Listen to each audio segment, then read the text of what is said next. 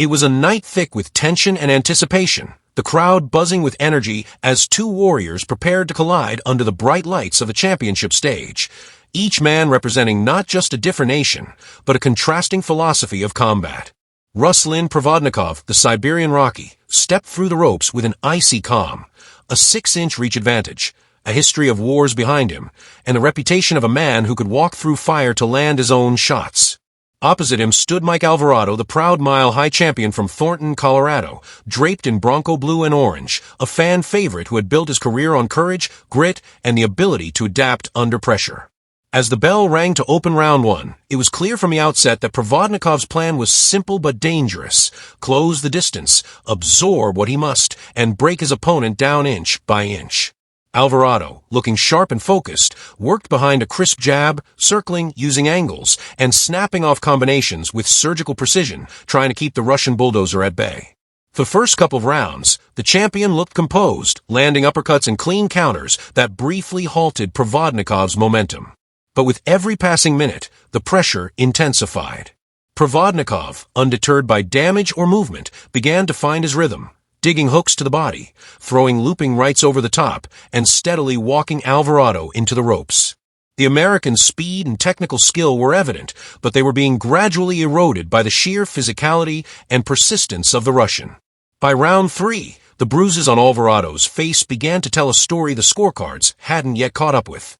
Each time Provodnikov landed, it echoed through the arena, thudding body shots, clubbing blows to the temple, relentless forward motion that refused to let Alvarado breathe.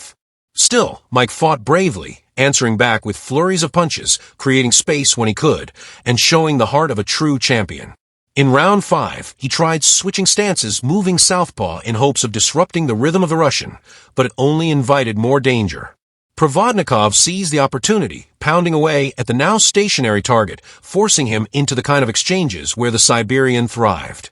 The turning point came in round 7, a round that would become the centerpiece of highlight reels and storytelling for years to come.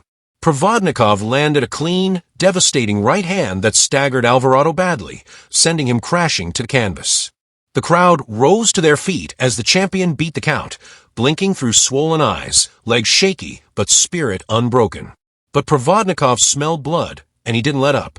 He cornered Alvarado again, unleashed another flurry, and dropped him for a second time. The punishment was piling up, the momentum was completely one-sided now, and yet Alvarado refused to quit.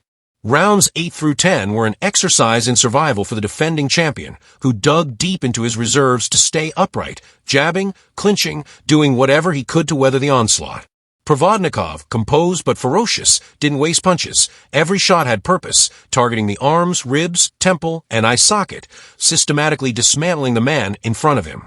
Alvarado's corner pleaded with him to move, to hold, to jab, but the punishment had drained him, and all he could offer were flashes of resistance in between barrages of damage. The referee and ringside physicians kept a close eye, knowing they were witnessing a performance of brutal dominance. The 10th round was the breaking point.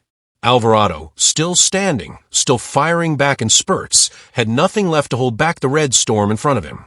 His right eye was nearly shut, his legs unsteady, and his reactions dulled from the sheer volume of punishment. As the round ended, his corner, with heavy hearts and full understanding of their fighter's courage, informed the referee that their man could no longer continue.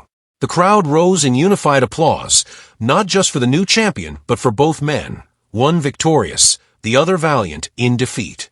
The official announcement echoed through the arena. By way of 10th round technical knockout, Ruslan Provodnikov was declared the new WBO light welterweight champion of the world. For Provodnikov, it was more than a win. It was a statement of style, a declaration that heart pressure and will could still triumph in the modern age of technical boxing. For Alvarado, it was a painful but noble loss, a night where his warrior's spirit shone as brightly as ever, even as the belt slipped from his grasp. And for everyone who witnessed it, this was not just a fight.